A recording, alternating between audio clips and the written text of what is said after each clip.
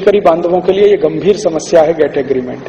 जब मैंने इसको समझना शुरू किया तो उसमें से समाधान भी मेरे समझ में आ गया, और इसका सबसे सरल समाधान है, भारत के 70 कोटि शेतकरी बांधवों को अगर बचाना है गेट करार से, तो उनको एक ही बात के लिए प्रेरित करो कि तुम खेती करना शुरू करो सेंद्रीय पद्धति से, सेंद्रीय खत वापरो, यूरिया, डीएपी, सुपर फॉस्फेट बंद कर दो, और ये परदेशी कंपनियों के बीज वापरना बंद कर दो। ये मॉन्सेंटो का बीज, ये कारगिल का बीज, ये उसका बीज, और ये सब बीज वापरना बंद कर दो। तुम्हारे बीज तुम बनाओ और उनको वापरना शुरू करो। तुम्हारी खाद तुम बनाओ, उस खाद को वापरो। तुम्हारी पेस्टिसाइड तुम बनाओ, तुमको जरूरत पड़े तो तुम खुद बनाओ, बाजार से कुछ खरीद के मत लाओ। और भारत का शेतकरी एक ऐसी स्थिति में है कि उसको बाजार से कुछ खरीद करने की जरूरत नहीं है, वो अपनी खेती खुद कर सकता है, बशर्ते कि उसको कोई प्रेरित करने वाला हो।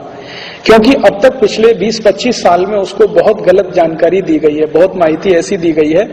उसको सबसे खराब माहिती ये दी गई कि बिना यूरिया, बिना डीएपी, बिना सुपर फॉस्फेट, बिना रासायनिक खत के कुछ उत्पन्न नहीं होता, जो सबसे गलत माहिती है।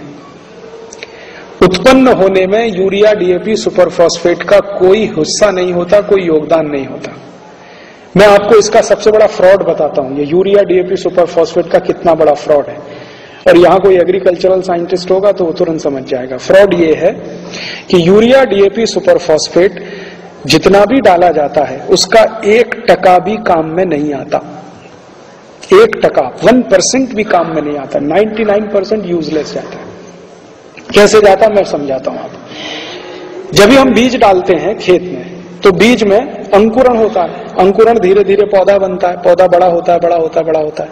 आप अगर ध्यान से इस विषय को देखें और समझें तो होता यह है कि पौधा जब अंकुरित होता है और अंकुरित होने से 20-25 दिन के अंदर उसकी कैनोपी आ जाती है। कैनोपी मीन्स उसके पत्ते आ जाते हैं। अब जैसे ये पत्ते आ जाते हैं तो पौधा जमीन से भोजन लेना बंद कर देता है, तो सारा भोजन लेता है सूर्य के प्रकाश से,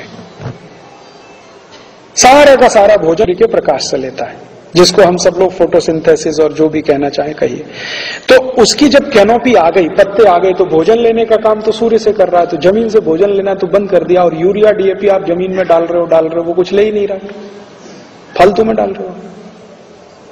टोटल बोगस है, फ्रॉड है। और इतना बड़ा फ्रॉड हिंदुस्तान में चल रहा है पिछले 40 साल से ग्रीन रिवॉल्यूशन के नाम पे। और जब मैं हिंदुस्तान के बड़े साइंटिस्टों से ये बात किया कि आप इतना बड़ा फ्रॉड 40 साल से चला कैसे रहे हैं इस देश में, पौधे को जब जरूरत है जमीन से कुछ लेने की, उस समय यूरिया, डीएपी होता नहीं वहां। जब उसको जरूरत नहीं है तब वो डाला जाता है। तो उन्होंने कहा हाँ बात तो आपकी सही है। तो ये चल कैसे रहा है? तो ये चल रहा है इसलिए कि ये जो यूरिया, डीएपी, सुपर फॉस्फेट कंपनियां हैं, इनका कमीशन ऊपर से नीचे तक बट रहा है, नेताओं से अधिकारियों तक, इसलिए ये चल रही है, इसलिए फ्रॉड भी चल रहा है। साइंटिस्ट में भी वही कमीशन बट रहा है। हिंदुस्तान को छोड़कर दुनिया के सभी देश के वैज्ञानिकों ने यह सिद्ध कर दिया है कि जितना यूरिया, डीएपी, सुपर फॉस्फेट जमीन में डाला जाता है वो 99% वेस्ट चला जाता है और मिट्टी को ही खराब करता है। वो अल्टीमेटली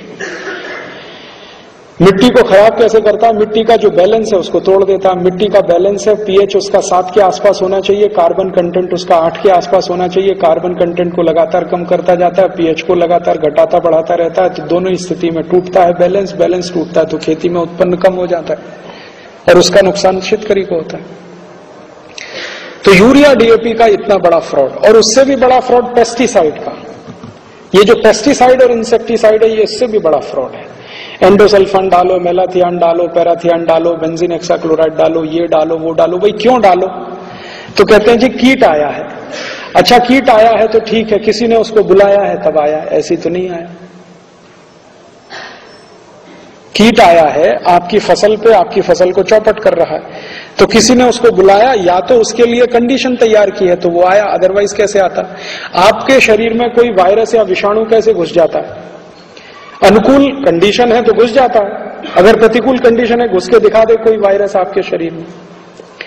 इसको ऐसे समझने की कोशिश करिए, कोई एक डॉक्टर है, सवेरे से शाम तक 50 मरीजों के पास बैठता है, उनके श्वास से निकली हुई दुर्गंध को भी सूंघता है, लेकिन हर डॉक्टर को तो ट्यूबरकुलोसिस नहीं हो जाता। होता है क्या? ट्यूबरकुलोसिस का इलाज करने वाले किसी भी डॉक्टर को ट्यूबरकुलोसिस नहीं हो जाता है, क्यों? उसका अपना इंटरनल बॉडी रेजिस्टेंस या इंटरनल सिस्टम ऐसा है जो आसानी से बाहर के वायरस बैक्टीरिया से लड़ सकता है। ठीक है, आसानी से तो नहीं जाता, आसानी से प्रवेश भी नहीं करता और वो फल भी नहीं दे पाता। इसी तरह से भूमि के साथ होता है।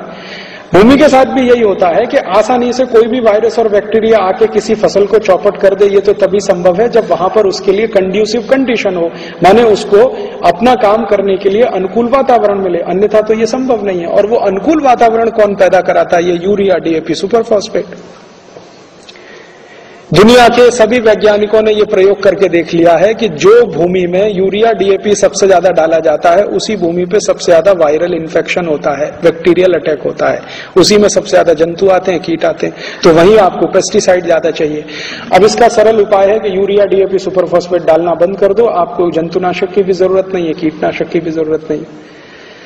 तो गेट करार से भारत के शेतकरी बांधवों को बचाने का अब सबसे सरल रास्ता है ऑर्गेनिक फार्मिंग, प्राकृतिक खेती, नैसर्गिक खेती। उसको जो भी नाम देना है नाम दे दीजिए, उससे कोई महत्व नहीं है, उसमें विवाद भी करने की जरूरत नहीं है। बिना रसायन की खेती, माने urea, DAP, superphosphate, endosulfan, malathion, parathion के बिना खेती करना इस देश का किसान जब शुरू कर देगा तो गेट करार की एक भी शर्त उसके ऊपर लागू नहीं होती। गेट करार में से ये रास्ता निकलता है।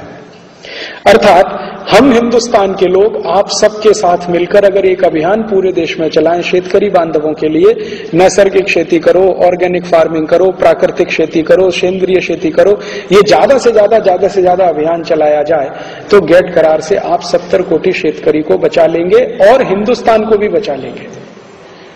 क्योंकि हिंदुस्तान की माटी में ये तासीर है कि हम सेंद्रीय खेती कर सकते हैं, यूरोपियन लोग नहीं कर सकते, क्योंकि यूरोप की माटी वैसी नहीं है सेंद्रीय खेती करने लायक। सेंद्रीय खेती होने के लिए माटी की सबसे बड़ी विशेषता उसको सॉफ्ट होना चाहिए। यूरोप की माटी बहुत कड़क है, भारत की माटी बहुत सॉफ्ट है। भारत में संभव है, यूरोप में संभव नहीं है, इसलिए ये हमारे यहाँ संभव है। और सेंद्रीय खेती उसी देश में संभव है जहां सूर्य का प्रकाश बराबर मिलता रहे। यूरोप को 8 महीने सूर्य का प्रकाश नहीं मिलता, हमको 12 महीने सूर्य का प्रकाश मिलता है। 24 घंटे चाहे तो सूर्य के प्रकाश का हम उपयोग कर सकते हैं। 12 घंटे तो सीधे कर सकते हैं, 12 घंटे परोक्ष रूप से कर सकते हैं। तो सूर्य का प्रकाश हमें हमेशा उपलब्ध है। बायोडाइवर्सिटी हमारे पास अद्भुत किस्म की है, मिट्टी सबसे सुंदर दुनिया की हमारे पास है, हमारे पास पानी की भी व्यवस्था ठीक ठाक है। बस हमारे शेतकरी बांधव का मानस बदलने की जरूरत है, मन बदलने की जरूरत है, और वो सेंद्रीय खेती की तरफ आ जाए, ऑर्गेनिक फार्मिंग की तरफ आ जाए, तो गेट करार से बचने का रास्ता है एक। दूसरा, बाकी सेक्टर में गेट करार से बचने का क्या रास्ता है? बाकी जितने भी सेक्टर हैं गेट करार के जिनका मैं अभ्यास कर रहा हूं, उनसे बचने का रास्ता महात्मा गांधी बताकर गए हैं। महात्मा गांधी ने एक बहुत सुंदर बात कही थी अपने जीवन में, जब कही थी तब भी सत्य थी और उनके जाने के बाद भी सत्य है।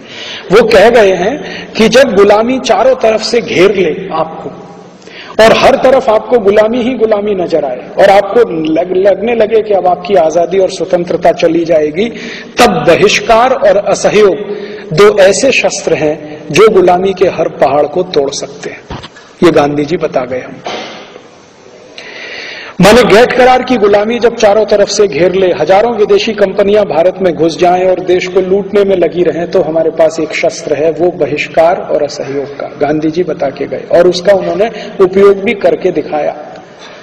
तो हम भारतवासी एक संकल्प कर लें, हम बहिष्कार करेंगे और असहयोग करेंगे। अर्थात जितनी भी विदेशी कंपनियां बाहर से आएंगी कुछ भी करने के लिए, उनका बहिष्कार करेंगे, उनके साथ असहयोग करेंगे। इसका समझने का अर्थ क्या है? बहिष्कार करेंगे, असहयोग करेंगे। अगर विदेशी कंपनी आके भारत में पानी बेचती है, दंत मंजन बेचती है, टूथ पाउडर बेचती है, टूथपेस्ट बेचती है, हम खरीदेंगे नहीं। और असहयोग कैसे करेंगे? अगर विदेशी बैंक आके भारत में अपनी ब्रांच खोलती है, हम हमारा अकाउंट उसमें खोलेंगे नहीं। अगर हम हिंदुस्तानी विदेशी बैंकों में अकाउंट नहीं खोलेंगे, कौन विदेशी बैंक है जो यहां चल जाएगी? अगर हम हिंदुस्तानी विदेशी बीमा कंपनियों से कुछ मदद लेंगे ही नहीं, उनके यहां प्रीमियम भरेंगे नहीं, उनसे पॉलिसी लेंगे नहीं, कौन सी विदेशी बीमा कंपनी यहां चल जाएगी? हम हिंदुस्तानी किसी विदेशी डिपार्टमेंटल स्टोर में जाके सामान खरीदेंगे नहीं, कौन सा विदेशी डिपार्टमेंटल स्टोर चल जाएगा? सवाल ही नहीं उठता। गांधी जी का बताया हुआ ये रास्ता बहुत ही अच्छा, तकनीक भरा और ताकतवर है कि बहिष्कार करो और असहयोग करो, अंग्रेजों के साथ असहयोग करो। और इस स्थिति तक गांधी जी ने असहयोग कराया कि अंग्रेजी सरकार को टैक्स देना बंद कर दो। और जिस दिन भारतवासियों ने टैक्स देना बंद कर दिया, अंग्रेजी सरकार ने सरेंडर करना शुरू कर दिया। जब तक हम भारतवासी बराबर उनको टैक्स भरते रहे, वो हमारे ऊपर शासन करते रहे। जब सरदार पटेल ने और महात्मा गांधी ने टैक्स नहीं भरने का अभियान शुरू कराया पूरे देश में, अंग्रेजों ने सरेंडर करना शुरू कर दिया और एक दिन सरेंडर करके चले गए। तो यही हम कर सकते हैं, हम विदेशी बैंकों से असहयोग करें। माने सिटी बैंक ऑफ इंडिया में खाता ना खोलें, खोल लिया है तो बंद करें। HDFC में खाता ना खोलें, ANZ विंडलेज में खाता ना खोलें। भारत में 28 तो नेशनल बैंक हैं, फिर हमारी रीजनल बैंक हैं, फिर लोकल बैंक हैं, फिर कोऑपरेटिव बैंक इतनी सारी हमारे पास हैं। इनमें हमारे अकाउंट खोलें, हमारा पैसा इनमें डिपॉजिट करें। फिर आप कहेंगे जी इनमें घोटाले होते रहते हैं। घोटाले तो विदेशी बैंकों में इतने बड़े होते हैं कि आप सोच नहीं सकते। और भारत के किसी स्वदेशी बैंक में घोटाला होगा तो उसकी guarantee reserve bank of India लेता है, आपका पैसा आपको मिल जाएगा। सिटी बैंक ऑफ इंडिया का घोटाला होगा तो उसका कुछ गारंटी नहीं है, वो पैसा भी लेके चला जाएगा, सब खत्म कर देगा, आप कुछ नहीं कर सकते। और अमेरिका जाके लड़ नहीं सकते उससे आप। तो घोटाले होते हैं तो उनको ठीक करने के लिए हम कोशिश करें, अपने सिस्टम को दुरुस्त करें। लेकिन इस घोटाले के कारण हम विदेशी बैंकों में खाते जमा करें और उनके हाथ में सारी अपनी जमा पूंजी सौंप दें, वो अच्छा नहीं। तो हम हमारे जीवन में संकल्प करें कि विदेशी कंपनियों का सामान खरीदेंगे नहीं और उनको मदद करेंगे नहीं, किसी भी तरह का सहयोग करेंगे नहीं। हम भारतवासी अगर उनको सहयोग ना करें और उनका सामान ना खरीदें, कोई गैट करार, कोई विदेशी कंपनी इस देश में हावी नहीं हो सकती। तो ये हमें करना है, पूरे देश में ये अभियान चलाना है। और इसके साथ साथ दुनिया के उन सभी देशों में ये अभियान चलाना है जिनको गैट करार से तकलीफ होने वाली है। मैंने आपसे कहा मलेशिया, इंडोनेशिया, थाईलैंड, फिलीपींस, छोटे छोटे देश हैं, ओमान, बहरीन, कुवैत, सऊदी अरब, संयुक्त अरब अमीरात, सोमालिया, इथियोपिया, बल्गारिया, रोमानिया, ये सभी देशों में भी अभियान चलाना है और उसका प्रयास हमने शुरू किया है। मैं अभी पिछले महीने करीब 20 दिन के लिए विदेश प्रवास पे गया था और इन्हीं छोटे छोटे देशों में गया था। यूरोप का एक भी देश नहीं है जो बिना तेल के जिंदा रहे। कहने लगे अगर हम इनको तेल नहीं बेचेंगे तो किसको बेचें? मैंने कहा हमको बेचो, दुनिया के सब देशों को बेचो, अमेरिका यूरोप को छोड़कर किसी को भी तेल बेचो और आपका अधिकार है आप किसको बेचो किसको नहीं बेचो। भाई पैदा करने वाले का अधिकार होता है ना किसको बेचना किसको नहीं बेचना। आप इनको बेचना बंद कर दो तेल। तो उनका और दूसरा उपाय बताइए। मैंने कहा दूसरा उपाय उससे भी ज्यादा सरल है। मैंने उनको कहा कि आप जो तेल बेचते हो वो डॉलर में बेचते हो, आप अपनी करेंसी में बेचो। कुवैत की करेंसी है दीनार, ठीक है, दीनार में तेल बेचो। बहरीन की करेंसी है वो उनमें बेचे। ओमान की करेंसी है रियाल, वो रियाल में बेचे। संयुक्त अरब अमीरात की करेंसी है दिरहम, वो दिरहम में बेचे। डॉलर में बेचना ही बंद कर दो। उन्होंने पूछा इससे क्या होगा? मैंने कहा सबसे बड़ा काम ये होगा कि जब डॉलर में आप तेल बेचेंगे नहीं तो डॉलर में तेल का रेट फिक्स नहीं होगा और तेल का रेट डॉलर में फिक्स नहीं होगा तो डॉलर की डिमांड कम हो जाएगी और डॉलर की डिमांड कम होगी तो डॉलर की कीमत कम हो जाएगी और डॉलर की कीमत कम होगी तो अमेरिका की कीमत कम हो जाएगी और अमेरिका की कीमत कम हुई तो दिन सीधा हो जाएगा। फिर मैंने कहा तीसरा एक सरल उपाय है कि आपके आपस के झगड़े हैं उनको सुलझाना है तो एक सरल रास्ता है। देखिए कुवैत का है दीनार, ओमान का है रियाल, संयुक्त अरब अमीरात का है दिरहम, आप मिलके एक कॉमन करेंसी बना लो। जैसे यूरोप के देश मिल गए और उन्होंने यूरो बना लिया, फ्रांस ने, जर्मनी ने, स्वीडन ने, स्विट्जरलैंड ने, डेनमार्क ने, नॉर्वे ने आपस में मिलके यूरो बना लिया। तो आप जितने भी अरब देश हैं मिलके एक कॉमन करेंसी बना लो और उसमें तेल बेचो, तो इनको आप ठीक कर सकते हो। तो उन्होंने कहा हाँ ये तो आइडिया ठीक है। मैंने कहा ये आइडिया इतना अच्छा है जिसमें आपको ओसामा बिन लादेन की भी जरूरत नहीं है, सद्दाम हुसैन की भी जरूरत नहीं है। आप ओसामा बिन लादेन पैदा करो, सद्दाम हुसैन पैदा करो, फिर उसको करोड़ों रुपए डोनेशन में दो, वो हथियार उन्हीं देशों से खरीदे फिर उनको मारे। उससे अच्छा एक ऐसे हथियार से पीटो जिसका उनके पास कोई जवाब नहीं है। और ये जितने भी अरब देश हैं इनके कई शेखों को मिला और हर एक को जाके मैंने पर्सनल रिक्वेस्ट किया कि आपके पास अरबों डॉलर है जो आपने अमेरिका में रखा हुआ, ये वहां से निकाल लो, भारत में रख दो।